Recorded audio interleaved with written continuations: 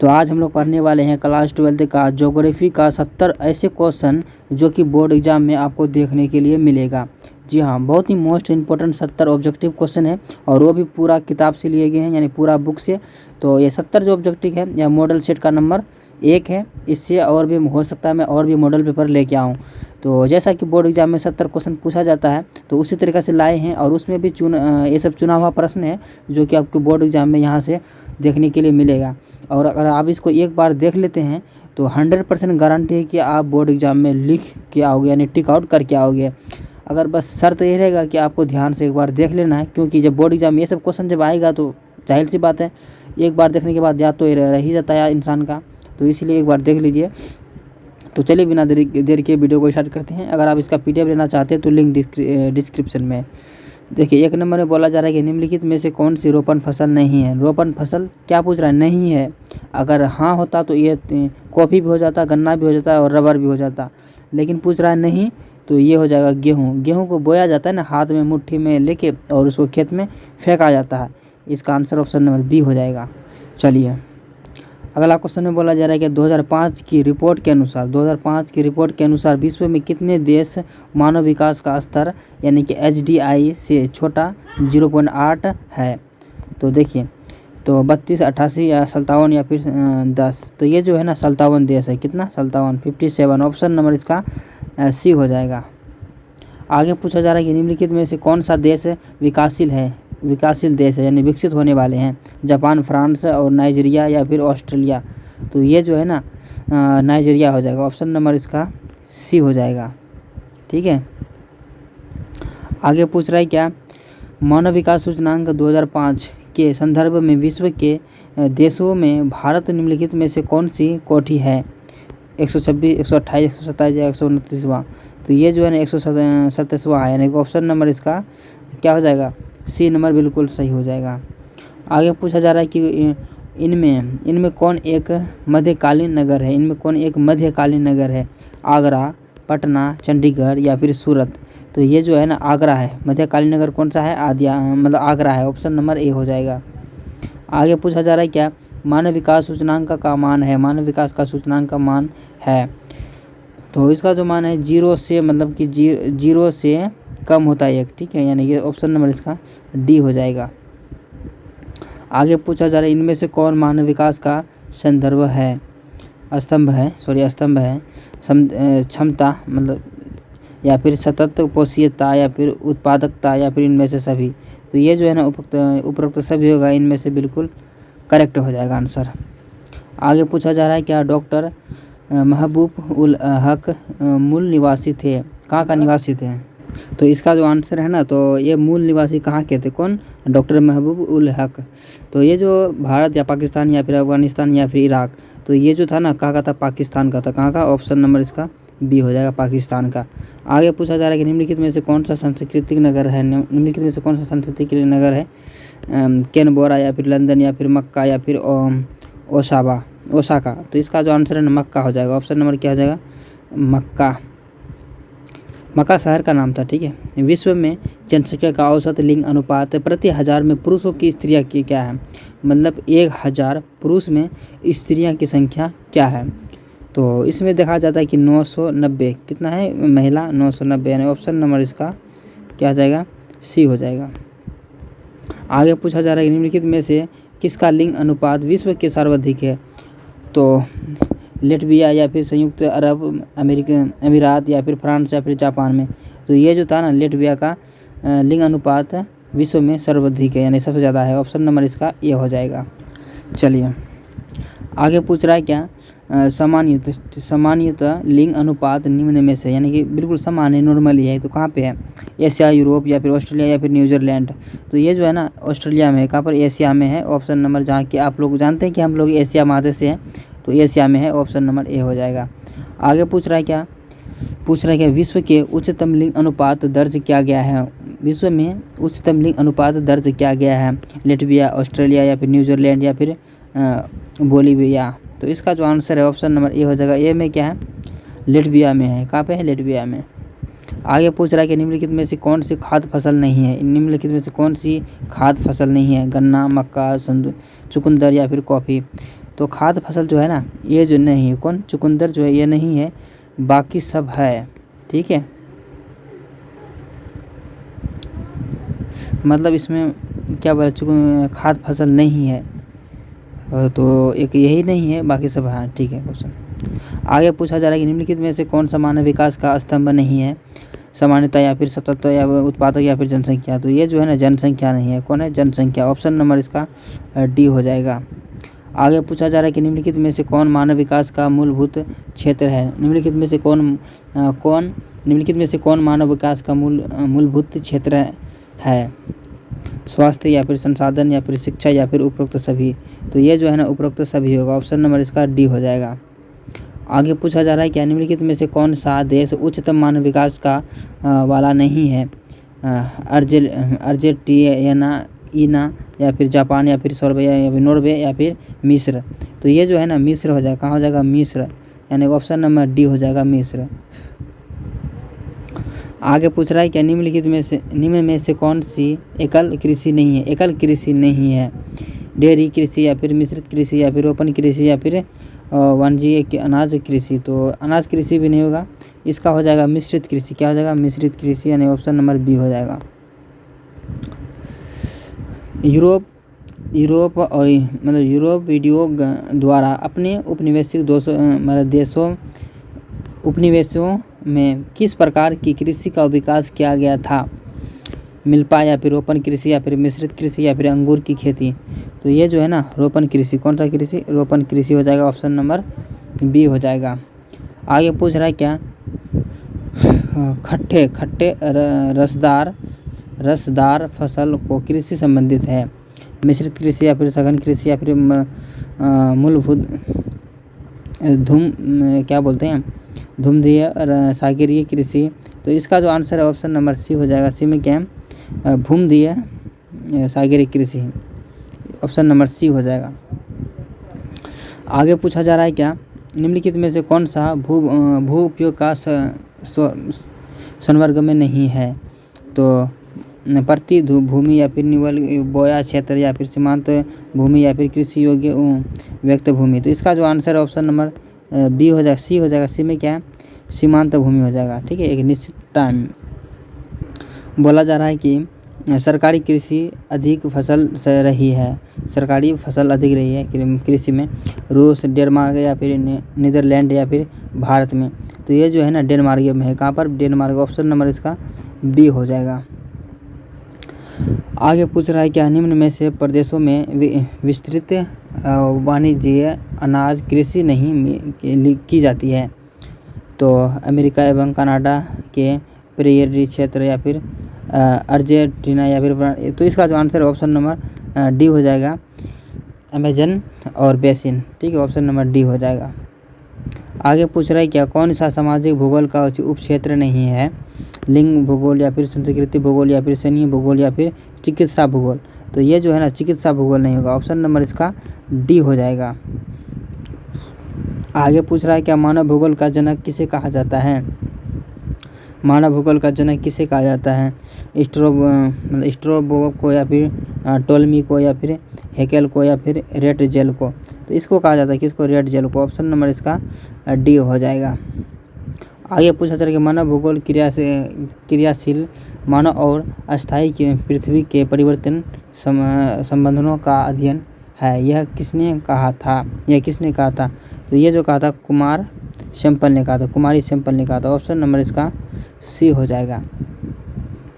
आगे पूछ रहा है कि नवनिचयवाद से आपके संबंधित है, ब्लास या फिर रेट जेल या फिर हमबोल्ड या फिर टेलर। तो इसका जो आंसर है ऑप्शन नंबर टेलर हो जाएगा। क्या हो जाएगा, टेलर। ऑप्शन नंबर डी हो जाएगा। संभववाद अवधारणा में किस घटक को महत्वपूर्ण माना गया है।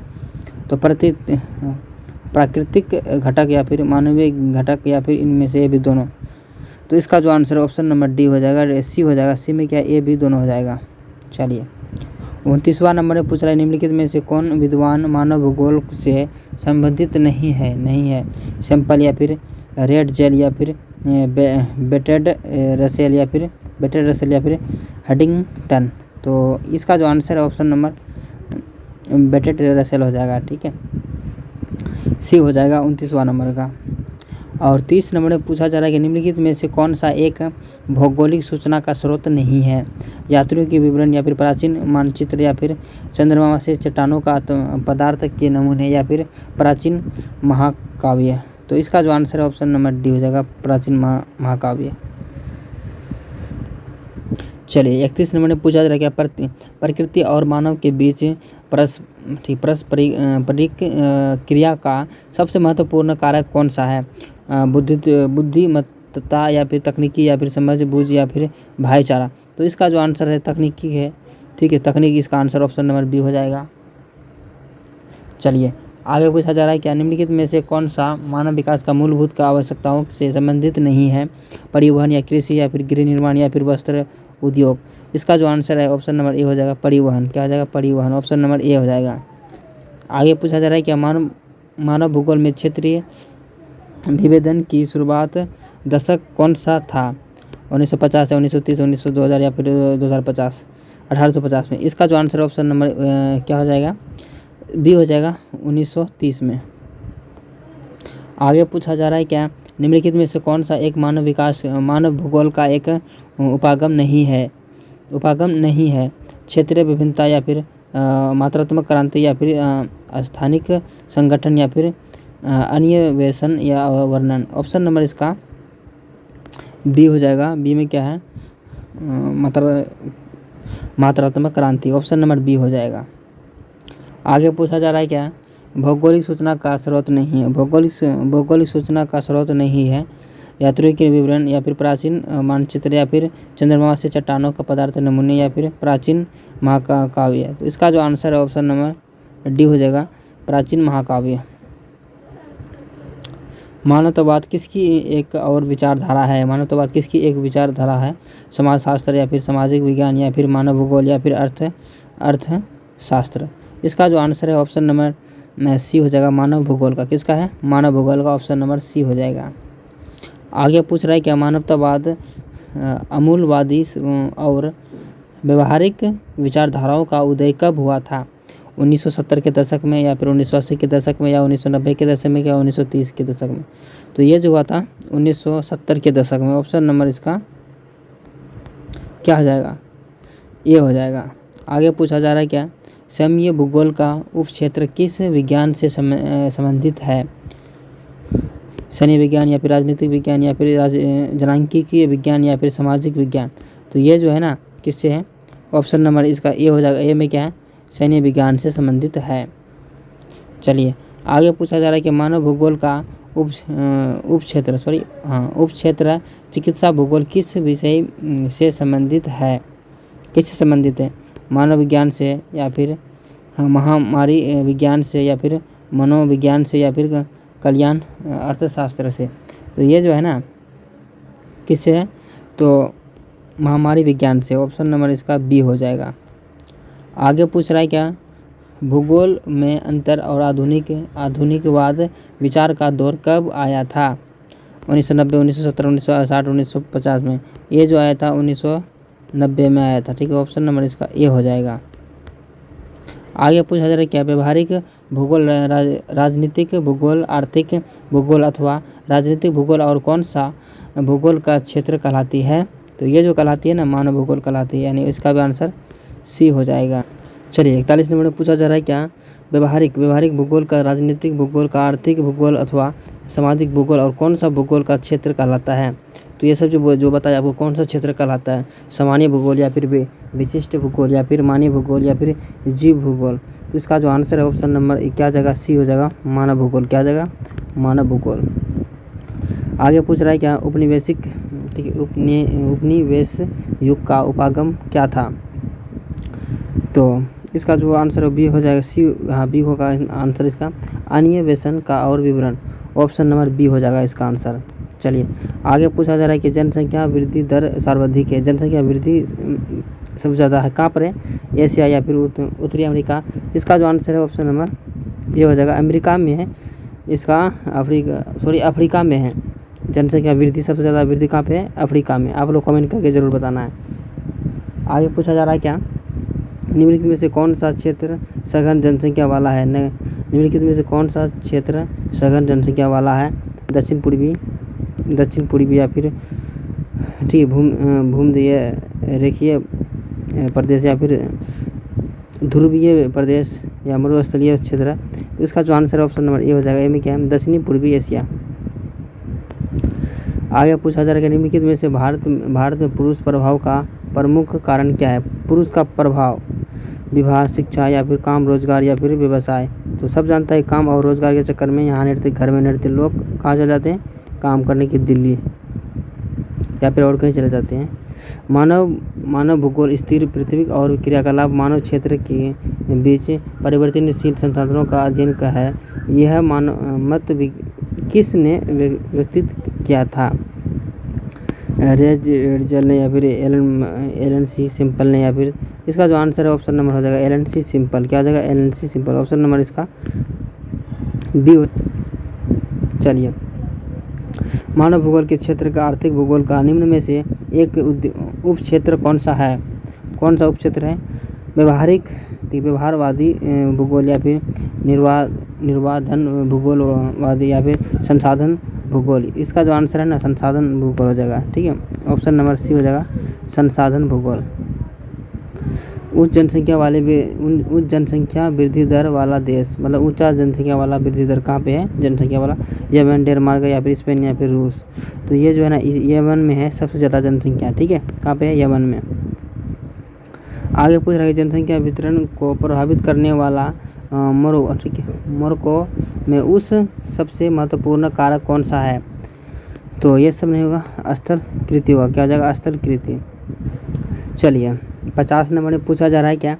किस वर्ष विश्व का मानव जनसंख्या 6 अरब हो गई थी? 1950 या 1975, 1983 या फिर 1999? ऐसे ये हुआ था 1999 में। ठीक है, 6 अरब हो गई थी विश्व की जनसंख्या। आगे पूछा जा रहा है कि जानकी की संक्रमण सिद्धांत किसने दिया? संक्रमण सिद्धांत किसने दिया था? मार्शल या अंतरसेन या फिर नोएस्टीन। इसका जो आंसर ऑप्शन नंबर ए सी हो जाएगा नोएस्टीन हो जाएगा। क्या हो जाएगा? नोएस्टीन। निम्नलिखित में से किस देश की जनसंख्या सबसे अधिक है? निम्नलिखित में से किस देश की जनसंख्या सबसे अधिक है? अमेरिका, ब्राज़ील या फिर बांग्लादेश या फिर इंडोनेशिया। तो ये जो है ना अमेरिका का सबसे ज़्यादा अधिक है, इंडोनेशिया का। निम्नलिखित में से किस देश की जनसंख्या बढ़ाने की बदले घटती जा रही है? बढ़ने की बजाय घटती जा रहा है, यानी कि जनसंख्या बढ़ नहीं रहा है, घट रहा है। तो ओमान या फिर लाइबेरिया या फिर लाटविया या फिर डेनमार्क। तो ये जो है ना लाइबेरिया में बढ़ने की बजाय जनसंख्या वहाँ का घट रहे हैं। वहाँ का सरकार ज़बरदस्ती बच्चा पैदा करने के लिए बोल रहे हैं। ठीक है, वहाँ का सरकार। 54 नंबर में पूछा जा रहा है कि निम्नलिखित में से कौन सा जन स्थानांतरण का आकर्षण कारक नहीं है? तो ये है ना रहन सहन निम्न दशाएं। ठीक है, ये सब नहीं है, बाकी सब है। प्रतिकर्ष, ठीक, प्रतिकर्ष और अपकर्ष कारक उत्तरदायी हैं प्रवाह के लिए या फिर भू निम्नीकरण के लिए या फिर वायु प्रदूषण के लिए या फिर गंदी बस्तियों के लिए। तो ये जो है ना प्रवाह के लिए, किसके लिए? प्रवाह के लिए, यानी माइग्रेशन। आगे पूछा जा रहा है कि निम्न में से कौन सा एक जनसंख्या परिवर्तन का कारक नहीं है? प्रवाह, आवास या फिर जन्म या फिर मृत्यु। तो ये जो है ना आवास जो है इसका नहीं है। कौन सा नहीं है? आवास नहीं है। आगे पूछा जा रहा है क्या? सऊदी अरब में किस दिशा में क्षेत्र सबसे घनी आबादी प्राचीन काल से ही है? मतलब कि घनी आबादी है प्राचीन काल से, यानी पुराने ज़माने से। पूर्वी, पश्चिमी या उत्तरी या दक्षिणी। तो ये जो है ना पश्चिमी पर, किधर? पश्चिमी सऊदी अरब में सबसे ज़्यादा जनसंख्या है। और 58 नंबर में पूछा जा रहा है निम्नलिखित में से किस वर्ष आसपास विकसित और विकासशील देशों की नगरीय जनसंख्या लगभग बराबर थी? कब थी बराबर? लगभग 1950, 1970, 2000 या फिर 2007 में। तो ये जो था 1970 में था। कब? 1970 में। ऑप्शन नंबर इसका बी हो जाएगा। आगे पूछा जा रहा है क्या? निम्नलिखित में से कौन सा एक विरल जनसंख्या वाले क्षेत्र नहीं है? ध्रुवीय प्रदेश या फिर भूमध्य रेखीय प्रदेश या फिर दक्षिणी पूर्वी एशिया या फिर अटाकामा। इसका जो आंसर है वो हो जाएगा दक्षिणी पूर्वी एशिया। चलिए, और 60 नंबर में पूछा जा रहा है क्या, निम्नलिखित में से किस क्षेत्र में 15 वर्ष से अधिक आयु अक्षरों का प्रतिशत सबसे अधिक है। तो ये पूर्वी यूरोप और स्वतंत्र देश की राष्ट्रीयता कुल, ऑप्शन नंबर बी हो जाएगा। आगे पूछा जा रहा है क्या, निम्नलिखित में से किस क्षेत्र में ग्रामीण जनसंख्या का प्रतिशत सबसे कम है। ग्रामीण क्षेत्र में सबसे ज़्यादा जनसंख्या कम है, ओशनिया या फिर उत्तरी अमेरिका या फिर लैटिन अमेरिका या फिर यूरोप। तो ये जो है ना उत्तरी अमेरिका हो जाएगा। क्या हो जाएगा, उत्तरी अमेरिका, ऑप्शन नंबर बी हो जाएगा। निम्नलिखित में से कौन सा जनसंख्या संगठन का अंग नहीं है। जनसंख्या का अंग नहीं है, जनसंख्या का घनत्व या आयु संरचना या लिंग संरचना या फिर साक्षरता। तो ये जो है ना जनसंख्या का घनत्व उससे संबंधित नहीं, ऑप्शन नंबर ए हो जाएगा। आगे पूछा जा रहा है कि निम्नलिखित में से किस प्राथमिक आर्थिक व्यवसाय के सम्मिलित ही नहीं किया जाता है। तो ये जो है ना भूमंडलीकरण, ऑप्शन नंबर इसका सी हो जाएगा, भूमंडलीकरण। निम्नलिखित में से किस संयुक्त अरब अमीरात के लिंग अनुपात को निम्न में से क्या है। तो पुरुष कार्यशील विकास, जनसंख्या का और चयनित प्रवास, ठीक है, प्रवास। तो इसका आंसर ऑप्शन नंबर ए हो जाएगा। 62 नंबर में पूछ रहा है कि प्रति सैकड़ा स्त्रियों पर पुरुषों की संख्या क्या है। मतलब 100 औरत में पुरुष की संख्या क्या है। पुरुष की कार्यशील जनसंख्या का चयनित प्रभाव, या फिर इसका जो आंसर है ना प्रति 1000 पुरुषों पर स्त्रियों की संख्या, ये है फॉर्मूला, इसका सही है, ऑप्शन नंबर इसका डी हो जाएगा। आगे पूछा जा रहा है कि इनमें से किन देशों की ग्रामीण क्षेत्रों की स्त्रियों की अपेक्षा पुरुषों की जनसंख्या अधिक है। मतलब स्त्रियों की संख्या अपेक्षा पुरुषों की संख्या अधिक है। तो कनाडा में है या फिर भारत पाकिस्तान में, ये जो है ना कनाडा में अधिक है पुरुषों की संख्या, ऑप्शन नंबर ए हो जाएगा। पुरुषों की संख्या से अधिक है, मतलब सॉरी पुरुषों से संख्या से औरत की संख्या अधिक है, कहाँ पर, कनाडा में, ऑप्शन नंबर इसका ए हो जाएगा। और 67 नंबर में पूछा जा रहा है कि व्यक्ति जो एक वर्ष में 183 दिन से कम दिन काम करता है उसे वह क्या कहलाता है। 183 दिन और कम काम करता है वह मुख्य श्रमिक या फिर सीमांत श्रमिक या फिर किसान या फिर इनमें से कोई नहीं। तो ये जो है ना कहलाता है, क्या कहलाता है, सीमांत श्रमिक कहलाता है, यानी कि मजदूर कहलाता है, बिल्कुल कोरी मजदूर। 68 नंबर में पूछा जा रहा है कि निम्नलिखित में से जनसंख्या कौन सा जनसंख्या के कार्यशील आयु वर्ग का प्रतिनिधित्व करती है। 15 से 59 या फिर 15 से 65 या फिर 18 से 66 या फिर 15 से 64। तो ये जो है ना 15 से 59, ठीक है, 15 से 59। और आगे पूछा जा रहा है कि मानव विकास सूचकांक के विश्व के निम्नलिखित में से देशों की किसकी कोटि उच्चतम यानी अधिक है। ग्राफ ऊपर है, नॉर्वे या फिर ऑस्ट्रेलिया या फिर नीदरलैंड या फिर स्विट्जरलैंड। तो ये जो है ना ऑस्ट्रेलिया में, कहाँ पर, ऑस्ट्रेलिया में, सॉरी इसका आंसर नॉर्वे में है, कहाँ पर, नॉर्वे में, ऑप्शन नंबर इसका ए हो जाएगा। आगे पूछा जा रहा है कि विकासशील देशों की जनसंख्या का सामाजिक और ढांचे की विकास एवं आवश्यकताओं की पूर्ति में कौन सा प्रकार का संसाधन सहायक है। तो वित्तीय या फिर सामान्य या फिर प्राकृतिक या फिर सामाजिकता। तो ये जो है ना प्राकृतिक है, कौन सा है, प्राकृतिक, ऑप्शन नंबर सी हो जाएगा, प्राकृतिक, इसका आंसर बिल्कुल सही। तो फाइनली हम लोगों ने 70 ऑब्जेक्टिव कंप्लीट कर चुके हैं, ठीक है। अगर आप लोग को वीडियो कैसा लगा आप लोग कमेंट सेक्शन में लिखना मत भूलिएगा। अगर आपको वीडियो अच्छा लगता है तो सब्सक्राइब करना तो बनता है, क्योंकि हम लोग स्टार्टिंग में फ्री में बता रहे हैं, हर चीज़ PDF वगैरह भी जो कुछ भी दे रहे हैं बिल्कुल फ्री दे रहे हैं। और प्ले लिस्ट में जाके वहाँ से सारा चीज़ आप देख सकते हैं, बिल्कुल हर एक विषय का तैयारी करवा दी है, जो विषय नहीं है उसको भी तैयारी करवा देंगे। चलिए मिलते हैं नेक्स्ट वीडियो में, तब तक के लिए बाय।